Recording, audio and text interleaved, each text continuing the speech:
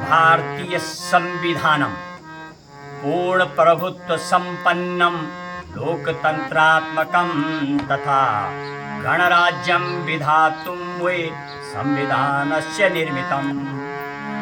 और भारत के संविधान को संपूर्ण प्रभुत्व संपन्न लोकतंत्रात्मकम तथा गणराज्य बनाने के लिए संविधान का निर्माण किया गया है। यदि मैं संस्कृत भाषा की बात करूं, दुनिया की सबसे वैदिक, और जब धरती का जन्म हुआ था तब भी संस्कृत भाषा की उत्पत्ति हुई थी। और यही कारण है कि जिस तरीके की धरती माँ है, वैसे ही संस्कृत भाषा सब भाषाओं की, चाहे हमारे देश की मानक भाषा है या दुनिया की किसी भी भाषा की, एक माता के रूप में, धरती के रूप में संस्कृत है। इसीलिए जब भी कोई कार्य आरंभ किया जाता है तो संस्कृत में प्रारंभ किया जाता है। अगले श्लोक में क्या है हमारा संविधान, उसका वर्णन धुन देंगे मेरे गुरुदेव।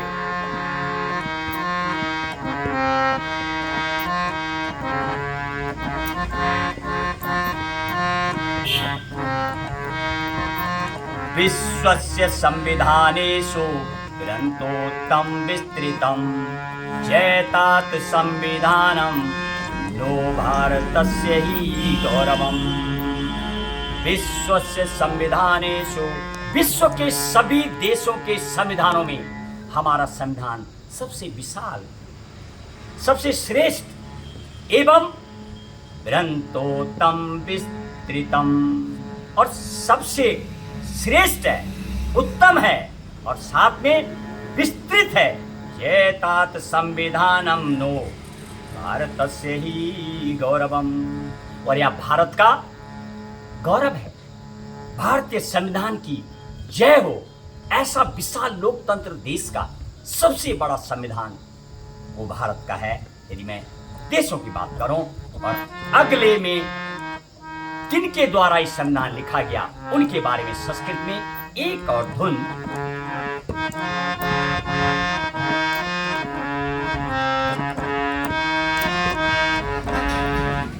जनकः संविधानस्य अम्बेडकर महोदया श्री राजेंद्र प्रसादस्य संविधान सभापति।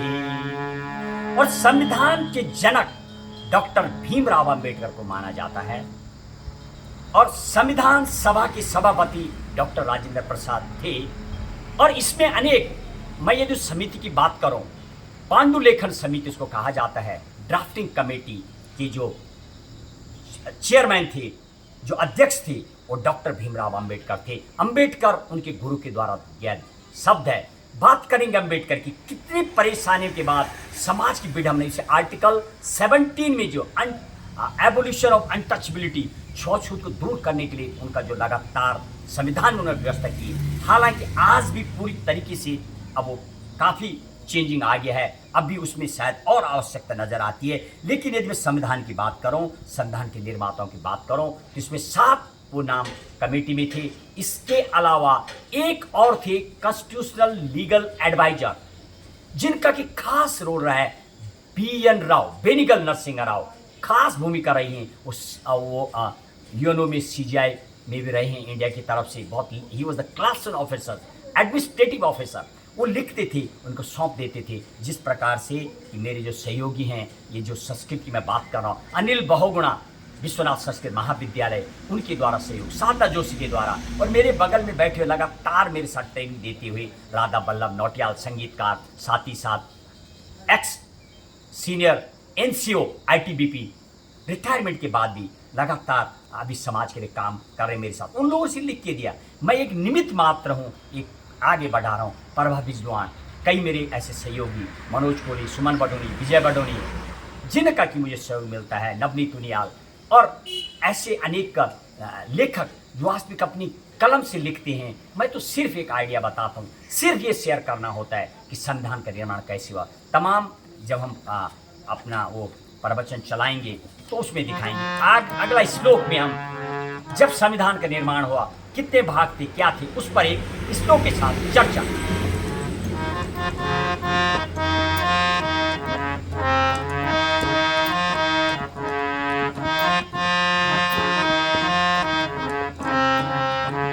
पंचविंशति भागेषु संविधानं विभाजितं परिपूर्णतया सम्यक् धारानुच्छेद सूचिभिः। पंचविंशति भागेषु संविधानं विभाजितं परिपूर्णतया सम्यक् धारानुच्छेद सूचिभिः। और जब संविधान का निर्माण किया गया था, इस श्लोक की मैं बात करूं, वर्तमान में आपको थोड़ा बताने का प्रयास करेंगे।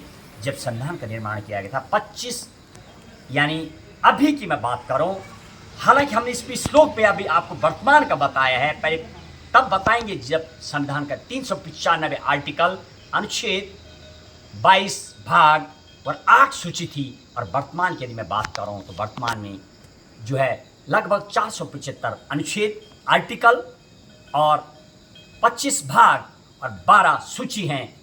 वो हम जब हमारा श्रवण होगा, संविधान पर परिचर्चा होगी, तो उसमें विस्तृत बातें करेंगे। इसी श्लोक के साथ मेरे साथ संगीतकार, मेरे जो मार्गदर्शक हैं आज की डेट में, दादा बल्लभ नौटियाल जी, लगातार हम ऐसी जगह पर आपका अभ्यास करते हैं जहाँ पर माँ सरस्वती का एक मंदिर होता है, स्कूल कॉलेजेस कहीं पर भी। और साथ में हमारे साथ चमन लाल जी हैं, पूर्व प्रधान रहे भातली के, उनके भी हमें सहयोग मिल रहा है। मैं उनके तहे दिल से बहुत बहुत साधुवाद करता हूँ।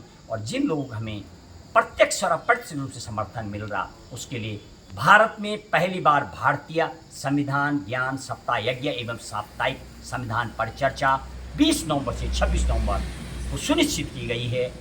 और इसी के साथ आज कुछ मामा जी आज के जो हमारा अभ्यास सत्र रहा है संस्कृत में उठाने का हमने प्रयास किया, साथ में एक बहुत टफ भजन भी गाया।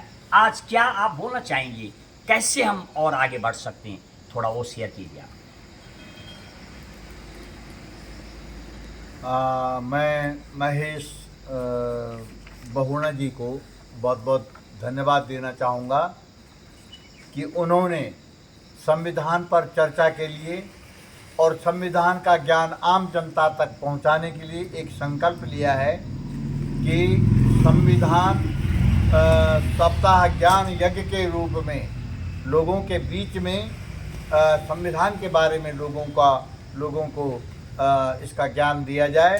संविधान कैसे बना, किसने बनाया, कितने लोग थे, कैसे ये कानून बना, कैसे इसमें नियम बने, अधिकारों के लिए, आम जनता के अधिकारों के लिए, उनके अधिकार सुरक्षित करने के लिए, अन्याय के खिलाफ न्याय की लड़ाई कैसे लड़ी जाएगी, इस तरह मतलब हर प्रकार की जो समाज को व्यवस्थित रखने के लिए जो नियम कानून होते हैं वो हमारी इस ग्रंथ में, जिसको संविधान कहा गया है, इसके ऊपर प्रवचन करते हुए लोगों को इसके बारे में बताना चाहेंगे, इसकी गहराई को। और आपका ये संकल्प सफल हो, मैं इसके लिए आपको बहुत बहुत शुभकामनाएं देता हूं। और आपके साथ रहते हुए हमें भी कुछ सीखने का मौका मिल रहा है संविधान के बारे में। और जो लोग भी आपके साथ जुड़ कर के संविधान के प्रति अपनी रुचि दिखाते हुए सहयोग के रूप में अपने को प्रस्तुत करना चाहते हैं, उनका भी हम हार्दिक स्वागत करते हैं कि वे आपके साथ जुड़ कर के जो है संविधान के ज्ञान को प्राप्त करने का प्रयास करें। और इस संबंध में जो भी उचित लिखने के योग्य होगा उसे लिखने का प्रयास करेंगे। और जनता को संगीत के माध्यम से संविधान की जो जानकारी है थोड़ा थोड़ा संगीत के माध्यम से भी अगर दी जाएगी तो लोगों में रुचि बढ़ेगी और सब लोग संविधान का आदर करते हुए इसे भी एक महान ग्रंथ के रूप में, एक पूजनीय ग्रंथ के रूप में अपने घर में प्रत्येक मानव रखे, भारत का नागरिक रखे। और इसकी पूजा ऐसे ही हो जैसे सभी धर्मों के लोग अपने अपने ग्रंथों को मान्यता देते हैं, पूजा करते हैं और उसको शिरोधार्य करते हैं। तो इसी प्रकार से संविधान भी हमारा शिरोधार्य ग्रंथ है और इसके बारे में हमें जानकारी अवश्य होनी चाहिए, क्योंकि भारत का नागरिक होने के नाते हमें संविधान का ज्ञान होना अति आवश्यक है।